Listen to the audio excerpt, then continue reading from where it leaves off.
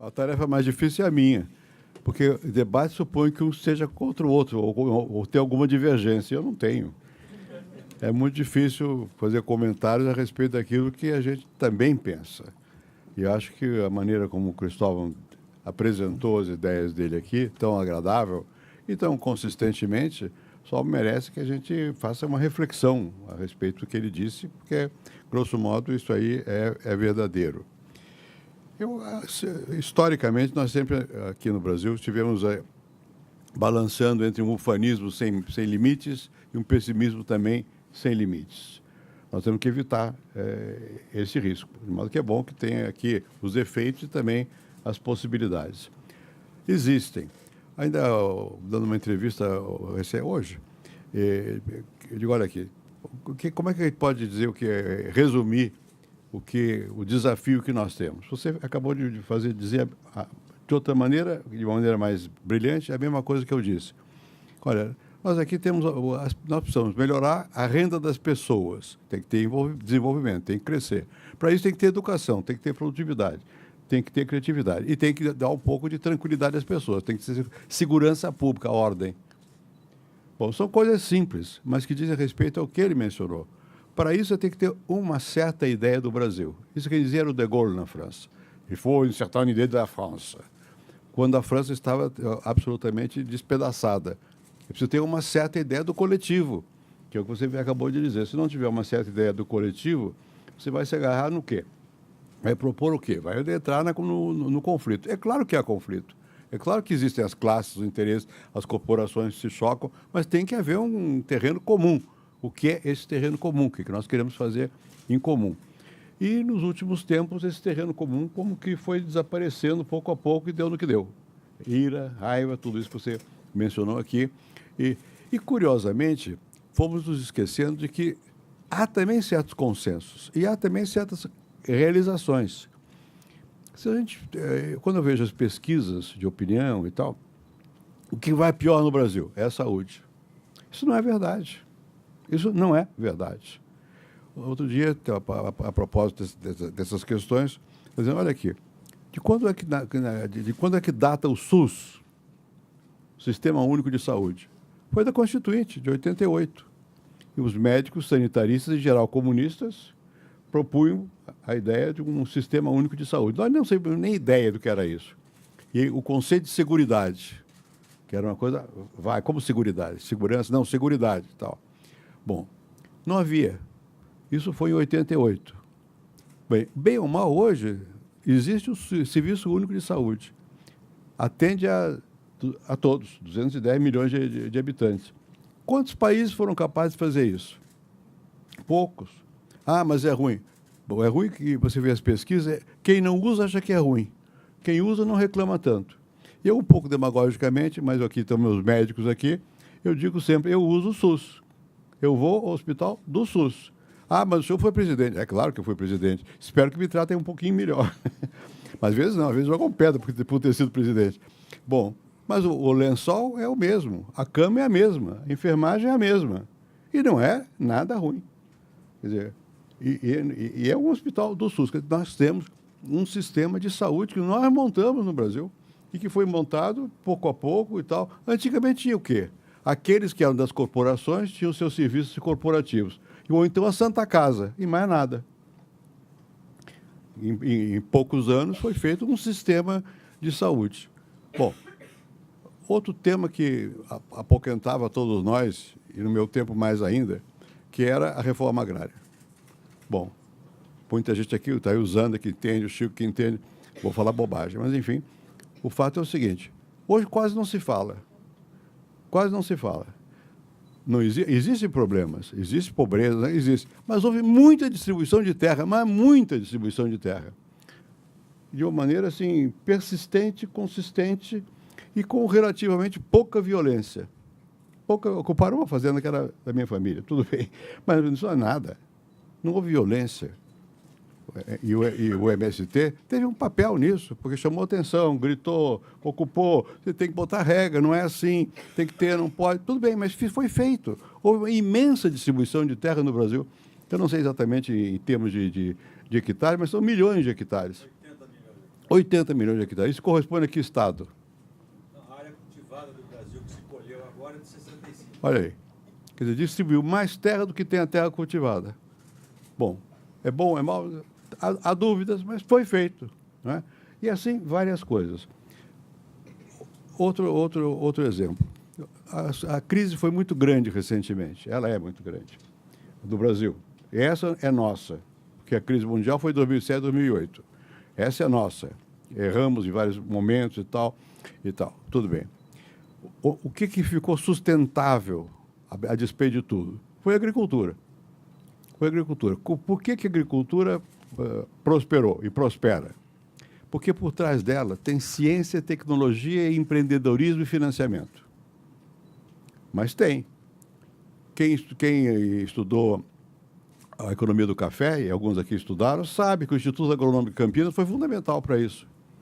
Quem viu o que acontecia no Brasil no passado e vê hoje, sabe que a Embrapa foi fundamental. As terras que eram ditas inúteis do Cerrado brasileiro, hoje onde está a grande produção brasileira, está lá, no Cerrado. Isso tem a Embrapa no meio. Mas nós fizemos.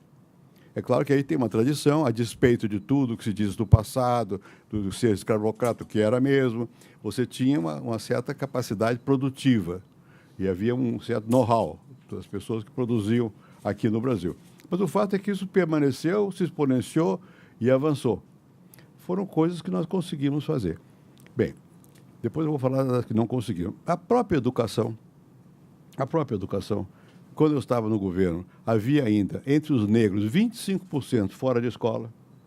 Hoje se aproxima de 97%, 98% dos que estão na escola. Ah, mas a escola é uma porcaria. É verdade. A qualidade não deixa a desejar. O número de horas que fica lá é muito pequeno. Tudo isso é verdade, mas não tinha. Quando eu nasci, infelizmente sou dos mais velhos aqui, quando eu nasci, a quantidade de analfabetos devia ser, sei lá, 80%. Era isso. Né? Bom, houve uma certa incorporação, que nós fomos capazes de deglutir.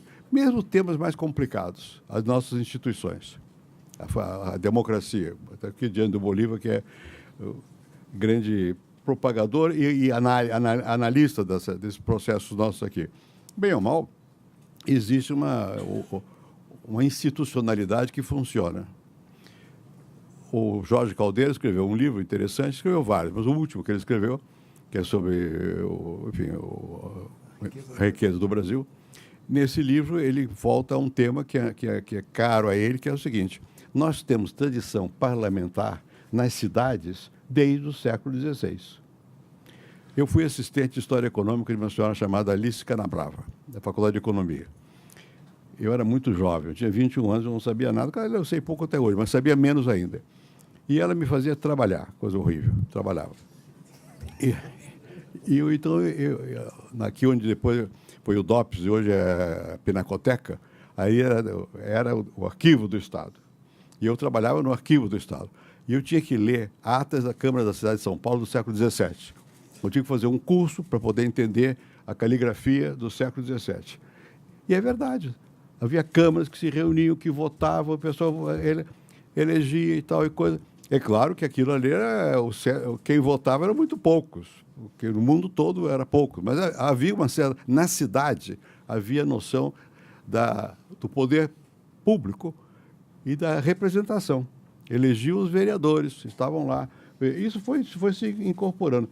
O parlamento brasileiro é um dos mais antigos do mundo, em funcionamento quase contínuo, que teve golpe, não sei o quê, mas é um dos mais antigos do mundo. Bom, então, bem ou mal, houve uma espécie de, não só uma institucionalidade que foi se organizando, como uma cultura de certo tipo de participação. Eu me lembro que uma vez veio um professor francês aqui ao Brasil para dar umas aulas de sociologia do trabalho. Não era o Touraine, era o chefe do Touraine. E, bom, nessa época, eu tinha um pequeno carro. Era raro ter automóvel. Eu tinha. Isso dava uma vantagem. Você tem carro, você tem acesso às coisas, aos grandes. Então, eu andei com esse cidadão para conhecer São Paulo. E ele ficou perplexo de ver, porque havia eleição. e dizer, olha, cuidado, hein? Você pensa que isso aqui, o PTB, não é. É o PCB, é o Partido Comunista.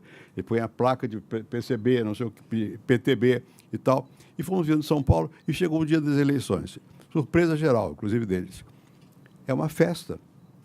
A polícia sai da rua, porque a lei não permite, e não há incidente na eleição. E o povo vota, até hoje. Ah, o voto é obrigatório. E se não votar, o que acontece? Nada. Nada. Porque vem todo ano uma decisão do Congresso anulando qualquer penalidade. Nunca houve penalidade. E votam. Bem, então, você, apesar de que as características descritas são verdadeiras aqui dos nossos defeitos, também construímos muita coisa. Em função disso, nós temos que ter o que tem o Cristóvão. Acreditar. Acreditar que dá para fazer, que é possível fazer, que tem que trabalhar, tem que batalhar, não perder a esperança. É difícil, mas tem. Além disso, você disse uma coisa que eu repetia quando estava no governo. Nós temos rumo, a direção. E você tem que fazer com que o país, a nação, sinta que está ali, vai avançar. Bom, quando o poder perde a voz, ou melhor, quando os ouvidos do povo não querem ouvir, aí estamos muito mal. Foi o que aconteceu. Nós chegamos a um momento aqui em que o povo não quer ouvir e o poder quando fala baixo. Não se ouve o que ele está falando. É preciso recuperar a voz. Agora, essa recuperação não é só da elite dirigente. É preciso que a população também sinta, porque senão vem a ira mesmo. E há esse risco que o Cristóvão mencionou. Nós estamos num momento difícil, delicado. E esse momento não é só o Brasil. Eu tenho participado de várias reuniões fora daqui. Na Argentina, em Portugal, na França, nos Estados Unidos, por todos os lados, conversando com os meus companheiros intelectuais, ou não sei o quê, alguns são dirigentes políticos e tal. A situação é a mesma. Há uma que, para resumir, se chama de crise da democracia representativa. O Manuel Castells, que é muito rápido, acabou de escrever um livro com esse título, A Crise da Democracia Liberal, algo assim. E é verdade, você tem uma crise. E que tem a ver, não é só com os nossos defeitos e as nossas virtudes, mas tem a ver com as mudanças da vida no mundo. Me explico. A nossa noção de poder, de partido, de participação, se constituiu, basicamente, como ela é até hoje, no século XIX. Partido tal como existe, é do século XIX. E partido, na verdade, nasce como uma organização de pessoas fora do poder, disputando o poder. E se abre a possibilidade daqueles que não fazem parte do núcleo do poder de intervir no poder. A um ponto tal que, quando surgem os partidos socialistas e Labour Party, trabalhadores, não sei o que e tal, eles se expandem e ganham a eleição. No fim do século XIX, a Europa toda começou a votar e ganhar a eleição. E esses partidos nasceram com a aspiração de representar as classes. Estou forçando um pouco, mas era. A classe trabalhadora, a classe média vai ao Partido Radical, os banqueiros, não sei o que lá. E essas classes não só existiam, como tinham coesão. Coesão. E a ideologia era uma tentativa de dizer, olha, eu vou para lá para fazer tal coisa que interessa a você. Bom, esse mundo está acabando. Não é? O mundo daí que você tem é estruturado tal como ele foi, urbano-industrial, da industrialização, Europa, América Latina, não sei o que lá, está modificando. Por quê? Porque as formas de produção mudaram e as formas de sociabilidade também mudaram. Me explico um pouco mais detalhadamente sobre esse tema, que é simples, mas, enfim, o que eu quero dizer? Você hoje tem uma produção que está baseada altamente em tecnologia, uma tecnologia que requer educação, que requer qualificação e que permite o controle dos fatores de produção à escala planetária.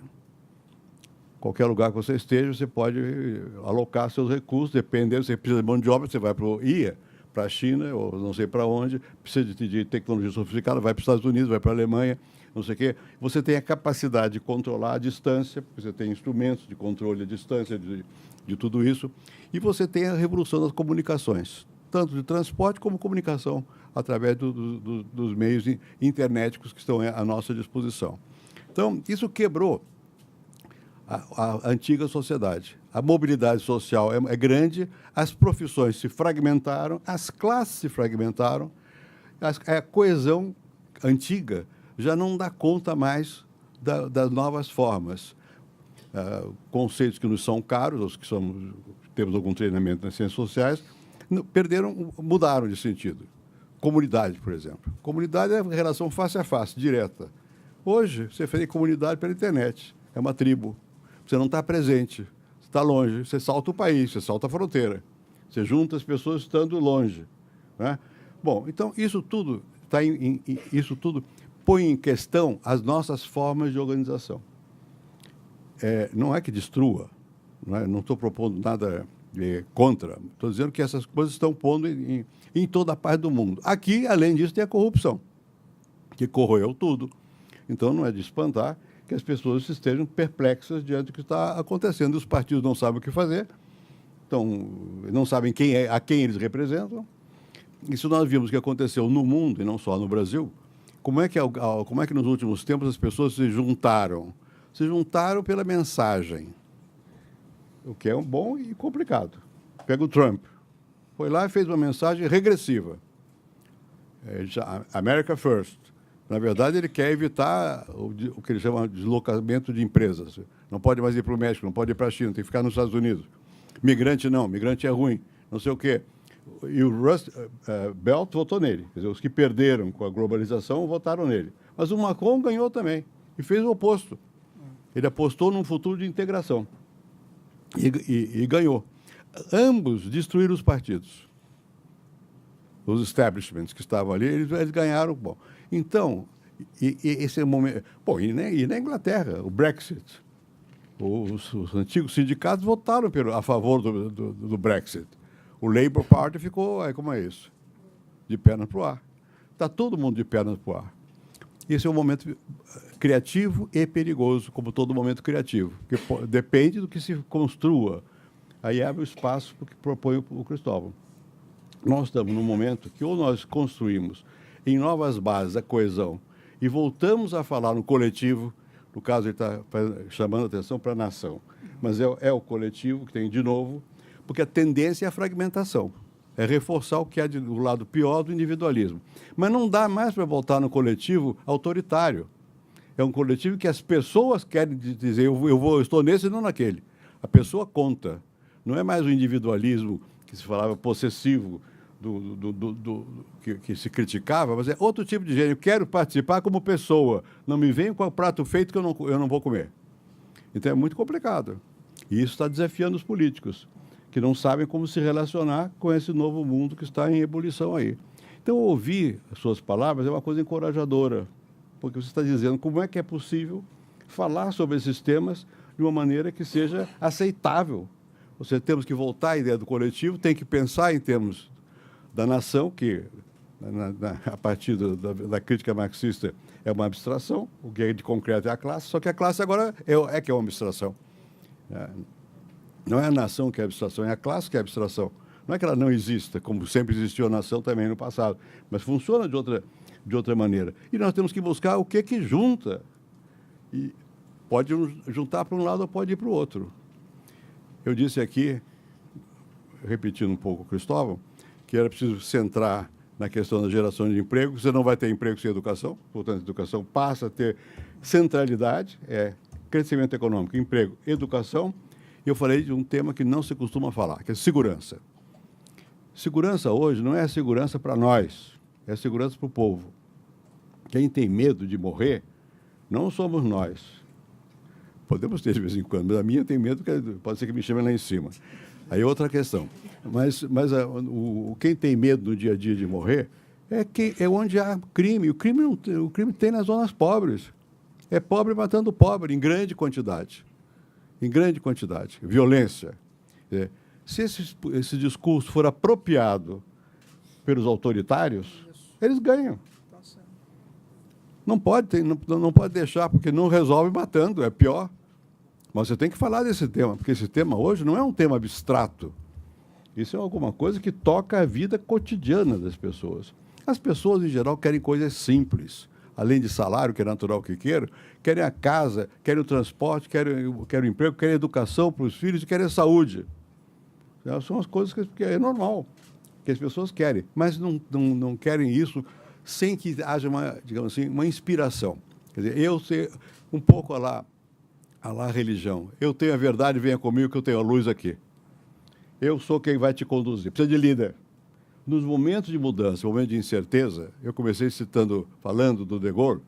Nós não temos um De Gaulle, nem temos a guerra, por sorte. Né? Mas precisa de líder. Para você poder levar para algum caminho, você tem que ter quem ilumine e diga, eu tenho o caminho.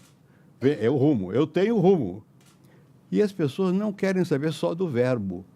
Esse caminho tem que ser, de alguma maneira, simbolizado pela pessoa que propõe. É muito importante entender, e todos nós entendemos isso, que na vida pública as ideias têm valor quando elas são simbolizadas por pessoas e gestos. Fora disso, é na academia. Na academia nós podemos ter ideia, ela vai por si mesma. Na vida pública não é assim. Não é assim. Ela tem que estar fulanizada. Isso que o Marco Maciel gostava de usar essa expressão. Tem que fulanizar. Quem é que representa o quê? Se você representar, você não precisa falar, você já é. Nós estamos nesse momento que os símbolos que havia, você falou de o Lula, ele mesmo se matou como símbolo. Né? Porque tudo que ele representava de novo, de puridade, não sei o quê, bom, como é que vai representar hoje, com tantas evidências noutra direção? Ainda vai, porque não tem outros aí e tal. Mas é preciso que haja alguém que leve o facho na mão. E que esse alguém, sozinho, já significa aquela ideia, aquele caminho, aquele movimento. Aliás, deixa eu fazer um parênteses para você. Você parece com o Getúlio, de cara. Você não conheceu o Getúlio, mas eu conheci. Você parece com o Getúlio. Isso é uma boa coisa. Pega o facho. Mas não por acaso eu falei do Getúlio, porque simbolizou. Ele fez. O que ele fez? Ele apelou aos trabalhadores, num momento que ninguém falava de trabalhador. Eu gostar dele, não gostar, é outro assunto. Mas ele, por que ficou? Porque apelou aos trabalhadores. Nós temos que ter alguém, alguma liderança, que apele a esses valores que você está mencionando aí. Que é fundamental que entendo que nós temos que ter uma coesão que vá além do nosso interesse e que nós, como pessoa, temos que aceitar. Não é em colocar goela abaixo, mas as pessoas têm que aceitar, têm que se expor, têm que discutir, têm que apresentar. Bom, é difícil? É muito difícil. Nós avançamos, não só no que eu mencionei aqui, podia mencionar outras coisas que nós fizemos, para deixar de lado os nossos defeitos, que são muitos, como cultura, como ethos, como tudo isso, mas eu acho que é preciso que você se disponha a se mostrar, ser sincero. Não é fácil ser sincero, porque paga preço para ser sincero. Mas é preciso que os líderes se mostrem, porque senão as pessoas não acreditam. E tem que ser, o que eles dizem tem que ser relativamente compatível com o que eles fazem. Não é? E a desconfiança é grande, porque se quebrou o encanto. E tem que reencantar, não no mau sentido de mistificar, mas no sentido de as pessoas poderem verificar que, efetivamente, aquilo que você está propondo, você acredita e você cumpre aquilo que você está propondo. Em outros termos, nós só vamos avançar, e eu espero que avancemos, se nós começarmos a quebrar a crise de confiança. Há uma crise de confiança. Isso afeta também a economia. Se você, todas as análises que são feitas hoje, por aqueles que entendem, eu não entendo, mas eu leio, é de que os sinais são de que a coisa melhorou. No mundo, o mundo vai mais ou menos, não está mal. Não é? E aqui também começa a melhorar. Muito bem. Isso depende, agora, para avançar mesmo, das pessoas acreditarem no rumo. E esse rumo vai ter que ser simbolizado por alguém que vai ser o fiador desse rumo. E, modestamente, o que eu fiz no Plano Real? Eu não sou economista, eu li alguns livrinhos, mas eu não sou economista. Eu falei. Eu só fiz falar o tempo todo, com o Congresso, com o governo, com os sindicatos, com o país, com a nação, e dizer, olha, é isso, vai acontecer isso, é isso, é isso, é isso. Bem, chegou a hora de novo, não eu, nem o Plano Real, é outra coisa, mas de falar, de pregar, para reacender a confiança, sem a qual não se faz nada. E nós temos que, outra vez, ligar o país a si mesmo, acreditar nele. Termino dizendo o seguinte, eu morava na França em 1960, 61, e eu fui pela primeira vez aos Estados Unidos. Não fui antes porque não me deixavam entrar lá. Não tinha visto o passaporte porque diziam que eu tinha sido como Cristóvão comunista. E era verdade. Bom, no seu caso. No seu caso. Bom, eu tinha também todos os preconceitos contra os Estados Unidos. Eu fui criado na visão anti-imperialista, anti-americana e tal. E fui com a Ruth para Nova York. Tinha um amigo lá chamado Charles Wegler, que era professor da Columbia University, que foi para antropólogo aqui. E aí eu comecei a ficar com raiva de mim, porque eu gostei. Eu disse, mas o que será? Está errado esse negócio, eu não posso gostar. Porque eu comecei a ver do que eu gostei. Bom, aí você vai vendo. Primeira noção, o espaço. O espaço americano, o Brasil é mais de espaço mais americano do que europeu. Segundo, tem menos hierarquia. Nós aqui não conseguimos ser hierárquicos. Gostaríamos, mas não consegue. Não consegue. Eu quero ser chamado de senhor, não consigo. É gozado, é bom isso. É uma certa coisa positiva que nós temos. Depois eu vi que os Estados Unidos tinham o seguinte: a França, naquela época, ainda não tinha a invasão das migrações. Os americanos já eram como nós. Tinha negro, tinha pardo, tinha índio pouco, mas tinha alemão, tinha japonês. Eu vi um filme há muitos anos sobre as tribos de Nova York. Aquilo era selvagem, né? Bom, eles pegaram aquele mundão diverso que era parecido com o nosso, desse ponto de vista, porque é mais variado, mais diverso e tal, com espaço, com quebra de hierarquias, e puseram uma certa ordem. Inventaram a Constituição, criaram os heróis e tem que obedecer à lei. É tudo desigual, branco não gosta de negro, negro não gosta de... Aqui no Brasil a gente vai misturado, eu não sei o que eu sou, vai misturando. Mas lá não. Antigamente era bastante... A primeira vez que eu fui lá, ainda tinha ônibus, lugar no ônibus, lugar no banheiro, tudo para negro e branco, não sei o que e tal. Vieram os movimentos civis nos Estados Unidos. Década de 60, 70, não sei o que e tal. A lei obriga. Então, nos Estados Unidos, eles conseguem que as pessoas, de alguma maneira, obrigados, cumpram a lei. Se não cumprir, vai para a cadeia. Bom, nós aqui acreditávamos de que nós podíamos... Como nós somos, aspas, muito bons, e não temos preconceito, e nós temos mobilidade social, e nós somos iguais, todas as virtudes que se fala, que nós iríamos sozinhos. Não iremos sozinhos, precisa da lei.